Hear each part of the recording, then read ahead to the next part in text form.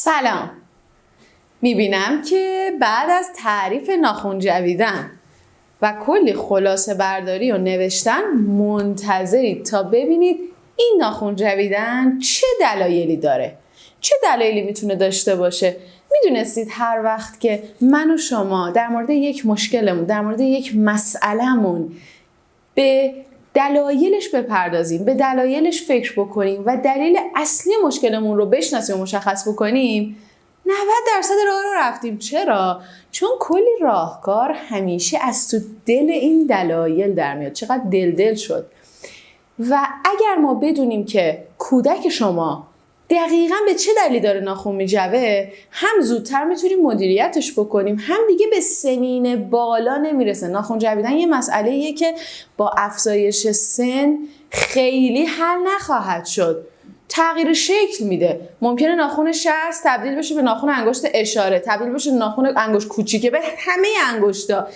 و کودک وقتی که به سن نوجوانی میرسه ممکنه جلوی دوستاش این کارو انجام نده، جلوی والدینش این کارو انجام نده، ولی وقتی تنها داره فکر میکنه، داره به کارش میپردازه. من وقتی داشتم این ورکشاپ رو آماده میکردم دیدم که چقدر نوجوانها، چقدر تعدادشون بسیار بسیار زیاده از مراجعین ما هنوز که هنوزه درگیر ناخن جویدن هستن. و گفتم حتما این موضوع رو باید به والدین عزیز بگم که در دوران کودکی اگر بهش رسیدگی نکنن واقعا خود به خود حل نخواهد شد. حالا میپردازیم به اصلی ترین و مهمترین دلایلی که مطمئناً شما هم تا الان بهش فکر کردیم، ولی من یک جا آوردم که بتونیم به بهترین نحو ممکن ازش استفاده بکنید.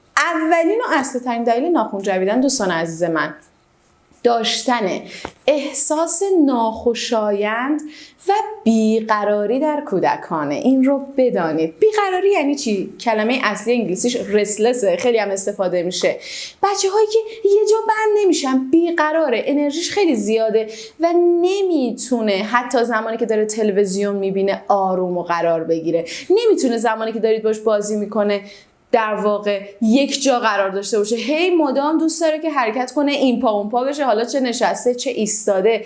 پس احساس ناخوشایند و بیقراری که خودش میتونه ناشی از چی باشه؟ بحث ژنتیک باشه. بعضی کلا جنب و جوششون خیلی بیشتره که باید اینقدر انرژیشون تخلیه بشه، دستاشون مشغول بشه که این قضیه بیاد به حداقل برسه. و جالبه بدونید دوستان عزیزم، در مورد ناخن جویدن، حتی در مورد مشکلات بعد از پوشک گرفتن که بچه‌ها حالا مدفوع خودشون رو حفظ میکنن، ادرار خودشون رو نگه میدارن و تخلیه نمیکنن، حاضر نیستن تخلیه کنن، خیلی اوقات ما میبینیم 2 دلیل 3 تا دلیل همزمان با هم یه مسئله رو ایجاد کرده. ناخن جویدن هم خیلی این موضوع شایعه. مثلا کودک کلا یه کودک پر انرژی و بیقراره، وقتی احساس ناخوشایند میگیره، وقتی استرس میگیره، شروع میکنه به انجام این کار. پس ما وقتی همه دلایل رو بدونیم خیلی بهتر میتونیم مدیریت بکنیم. این احساس ناخوشایند همیشه یه منبعی داره. بعضی وقت منبع انتقال این احساس ناخوشایند دوستای کودک هستن. حالا تو مهد، تو مدرسه است، خواهر یا برادری که با اذیت کردن، تیکه انداختن و مواردی از این قبیل، یعنی انگار یه بچه رو یه آزاری دیگه تنش داره بهش وارد میکنه. گاهی اوقات تلویزیون، فیلم‌ها، کارتون‌ها دارن این احساس ناخوشایند، احساس بد و منفی رو به کودک انتقال میدن.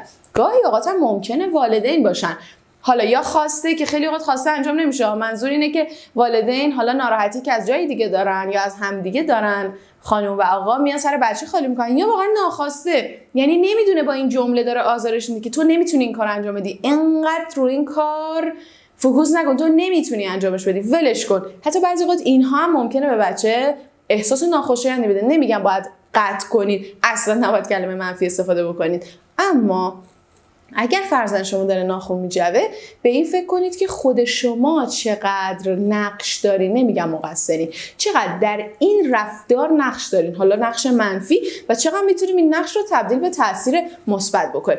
دلیل بعدی که ردخور نداره استرس و اضطرابه. چرا استرس و اضطراب اول در واقع نگفتم؟ به این دلیل که خیلی از بچه‌ها واقعا استرس و اضطراب ندارن ولی ناخن میجون، یعنی همون احساس ناخوشایند، اون بیقراریه، اون خیلی اوقات مبحثش واقعا خلط مبحث و قاطی میشه با این استرس و اضطراب. هر ناخن جویدن ناشی از استرس و اضطراب نیست، اما استرس و اضطراب میتونه یکی از دلایل محکم و قوی ناخن جویدن باشه. همه ما تو زندگیمون استرس و اضطراب داریم، ترس رو داریم، احساس خشم و ناراحتی رو داریم، احساس غم و اندوه، بعضی اوقات افسردگی رو داریم. اما چه زمانی ما میگیم اختلال افسردگی، اختلال اضطرابی یا این استرس و اضطراب چه زمانی میتونن یک اختلال دیگری مثل ناخن جویدن رو ایجاد کنن، یه اختلال رفتاری و مثل رفتار مقابله‌ای یا لجبازانه ایجاد کنن؟ زمانی که از حد عادی و معمولی خیلی فراتر بره این استرس و اضطراب و دقیقاً جلوی زندگی روزمره کودک رو بگیره. وقتی زندگی روزمره فرزند شما مختل بشه، دیگه واقعا استرس و اضطراب از اون حالت طبیعیه، اشکال نداره، تو سن خودشه، متاسفانه خارج میشه. در مورد ما هم همینطوره دیگه.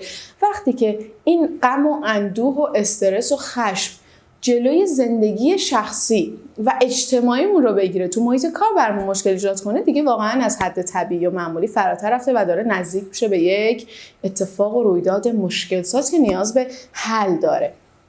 منابع استرس و اضطراب رو شناسایی کنید. خیلی سخت نیست، واقعا سخت نیست. وقتی شما آگاه بشین به دلایل، خیلی راحت‌تر میتونید بپردازید به اینکه خب این کودک من ممکنه از چی استرس بگیره، واقعا ممکنه از چی اضطراب بگیره، چی الان بهش تنش وارد میکنه. خیلی از والدین همیشه از من میپرسن، مراجع اخیر من بود این فرد، میگفت که قصه شنگول منگول ما گفتیم، قسمت گرگه که میرسیدیم هی میگفت مامان نگو، گرگو نگو، بچه 3.5 ساله، گرگشو نگو ولی بقیهشو بگو. بعد میگه ما اصلا میدیدیم این از وقتی که ما قصه رو شروع میکنیم هی درگیره. وای گرگه الان میخوای بگی؟ مامانم گفت نه هنوز مونده.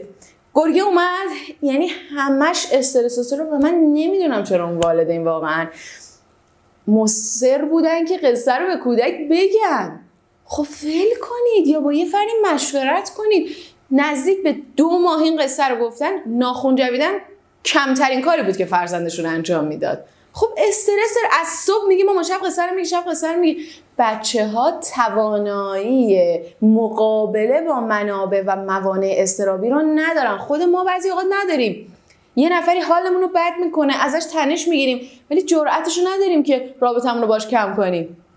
یا اصلا موقعیتش نداریم رابطمون رو باش کم کنیم. می‌ولش کن، ناراحت میشه. نمیتونیم نه بگیم. یه نفر به ما یه خواسته میده که ما دوست نداریم، یه درخواستی ازمون داره که ما دوست نداریم انجامش بدیم، ولی قدرت نگفتن نداریم. حالا ببین بچه‌ها زیر 7 سال چقدرشون میتونن مقابله بکنن با یه چیزی که حالشون رو بد میکنه. پس اگر دیدین فیلمی کارتونی بار اول دوم باعث ترس فرزندتون شده، این تفکر اشتباهی که هر چقدر ببینه ترسش کمتر میشه. ممکنه این اتفاق بیفته ولی درصد بسیار زیادی هم احتمال داره این اتفاق نیفته. مراجعه داشته از پشت مبل میرفته یه کارتون ترسناک میده، مامانش گفته ببین چقدر قوی شده، اوایل گریه میکرد الان پشت مبل میبینه. اون بدبخت اون پشتش رعشه میرفت، میلرزید ولی کسی نمیفهمه. میگه وای خدا رو شکر که یک فرزند شجاع به ما داده، چقدر این پسر شجاع، پسر شجاع.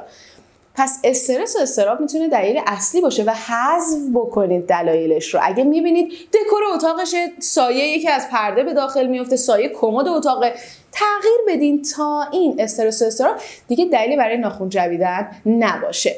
موضوع بعدی چیه؟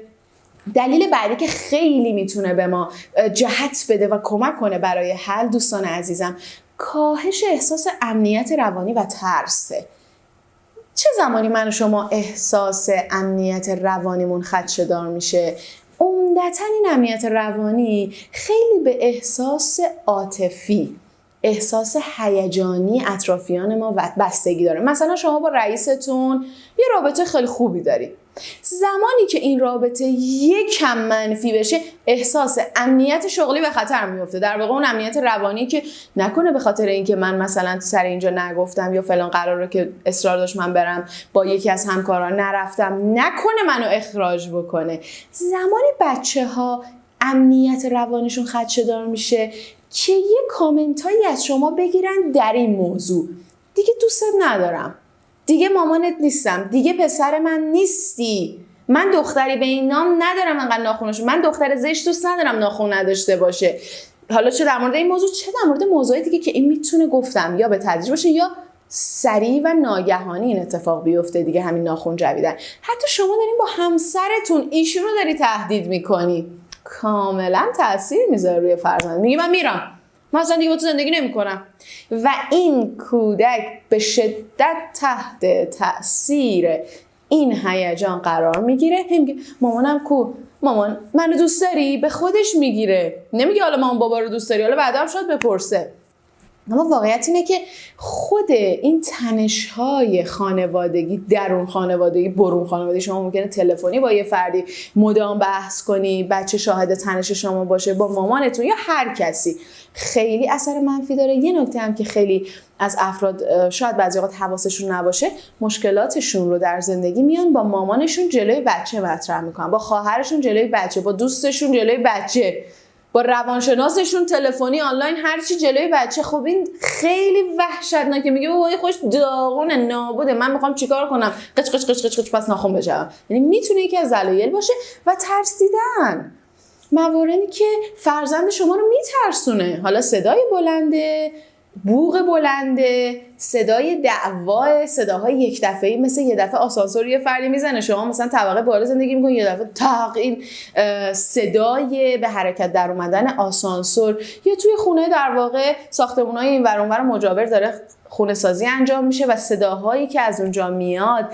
پس سعی کنید به این هم دقت کنید که بچه‌هایی که حساسیتشون نسبت به اصوات محیطی بیشتره، نمیگم ترسوان، ترسشون بیشتره. ترسو یعنی کودکی که به ترسش پرداخته شده ولی حل نشده، یا پرداخته نشده و همونجوری حل نشدنی باقی مونده، یعنی والدین فقط میدونن این میترسه و کاری براش نکردن. اما بچه‌هایی که نسبت به صداهای محیطی حساس دارن، خب ممکنه این حرکتشون هم ناشی از ترس باشه و بیشتر هم باشه.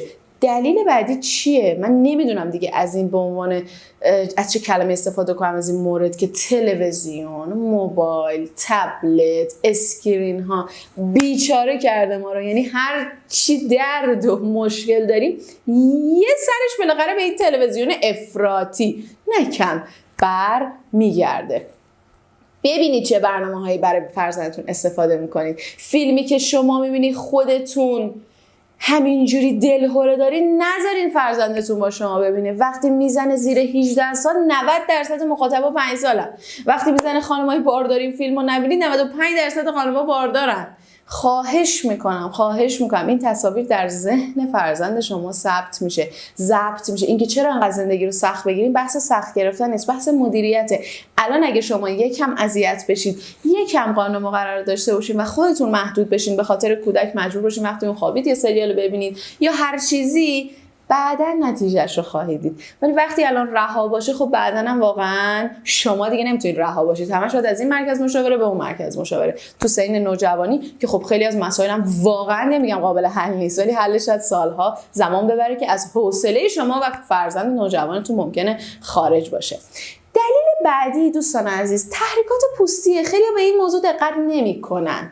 بچه‌هایی که حتی مثلا ممکنه مام بابایی هم داشته باشن که این مدلی باشن، دور پوست ناخونشون خیلی تحریک میشه، خیلی میسوزه، خیلی میخاره، قرمز میشه و این پوست که بلند میشه، دیدینم که وقتی میکنیم تا اینجا هاست دیگه، در واقع ممکنه با دندون بکنه و کم کم ببینه این ناخونه داره میره تو گوشتم و شروع بکنه به انجام این حرکت. حواستون باشه حالا از کرم براش استفاده کنید. حتی در آغاز ناخن جویدن ما میتونیم این رو بهانه بکنیم که بیا مامان جان، آها پوست اینا اذیت میشه، اینا رو میکنه، باشه بیا من برات کرم بزنم. وقتی شما کرم میزنین، حالا بستگی به مزاج فرزندتون داره، ولی عمدتا خیلیاشون کرم دوست ندارن، بعضیشون هم کرم دوست دارن. حالا میتونید یه وازلین یه چیزی بزنید که اولا اگر خورد حالا اتفاق وحشتناکی پیش نیاد، ولی علاقه و تمایلش رو میتونه همین موضوع حتی کمتر بکنه. پس حتی قارچ ها و عفونت ها میتونه به دلیل اینکه فرزند شما مثلا 1 سال دستشو گذاشته تو دهنش، یا قارچ و عفونت منتقل شده باشه به زیر ناخن یا از زیر ناخن به دهان، و این ارتباط هم ممکنه لب‌ها و دهان فرزندتون رو به صورت منفی تحت تاثیر آفتاب و زخم‌ها قرار بده، هم ممکنه این باکتریا به در واقع پوست دور ناخن فرزند شما منتقل بشه. پس دقت بکنید، اگر دارای اگزما یا مشکلات پوستی یا حساسیته، حتما به این رسیدگی بکنید، چون خود این میتونه میسوزه، دوباره میذاره تو دهنش، خب نمیتونه با دستش درد میگیره، ولی انگار اون آب دهان، اون دمای گرم دهان یک آرامش داره. خود ما وقتی دستمون مثلا یه جای گیر میکنه، به یه جایی میخوره، یا حتی میبره، سریع اولین کاری که میکنیم میذاریم توی دهان تا یک آرامشی یا انگار بیشتر از اینکه آرامش باشه یه تلقینه. پس به این موضوع هم حتما دقت بکنید. پرخاش والدین عصبانی و پرخاش کرد که والدین خوب عصبانی نه، اشتباه نشه. کسایی که کاملا آگاه هم به این که چجوری میتونن یه مامان خوب عصبانی باشن، یه بابای خوب عصبانی باشن و حسابی دیگه جزوه ها و کارگاه مادر عصبانی رو خوردن، اونا نه. ولی والدین عصبانی که پرخاشگرن، سرزنشگرن، به شدت فرزندانشون متاسفانه میزان ناخن جویدنشون زیاده و بالاست و خیلی سخت میتونن مدیریت بکنن، چون اونها اول باید احساسات منفی خودشون مدیریت بکنن تا بتونن ناخن جویدن در فرزندانشون کاهش بدن. همراه من باشید تا بریم سراغ ادامه دلایل و سوالاتی که مطمئنم از اول کارگاه ذهن شما رو درگیر کرد.